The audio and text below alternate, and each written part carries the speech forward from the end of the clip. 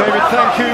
For 2 hours, nothing else matters. A Sunday morning of tranquility on the streets of North London has given way to tumult.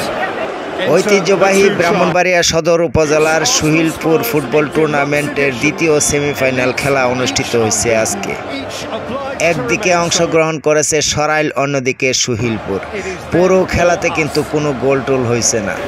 কাদা মাখা মাঠ আসিল, মেঘাচ্ছন্ন আকাশ, তারপরেও উত্তেজনাপূর্ণ খেলা হয়েছে আজকের খেলা।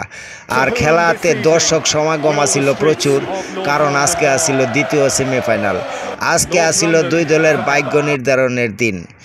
শেষ পর্যন্ত কোনো দল গোল করতে পারে নাই, টাইব্রেকারের সিদ্ধান্ত নেওয়া হয়েছিল। টাইব্রেকারে দেখা গেল সুহিলপুর 2টি গোল দিয়েছে এবং সরাইল 1, মানে সুহিলপুর 2-1 গোলে জিতেছে। এখন আগামী 16 তারিখ ফাইনাল খেলা অনুষ্ঠিত হইব এই মাঠে। ফাইনাল খেলায় অংশগ্রহণ করব মোহনপুর বনাম সুহিলপুর।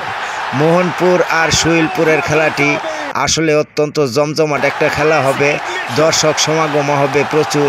আর যেহেতু সুহিলপুরের মাঠে সুহিলপুরের খেলা আর মোহনপুরের খেলা, আজকে দুঃখজনক ব্যাপার হইল টাইব্রেকারের সময় মাঠে নেমে গেছিল দর্শক। আসলে এই চিত্রগুলো আমরা দেখতে চাইনি, এটা উচিত হয়নি।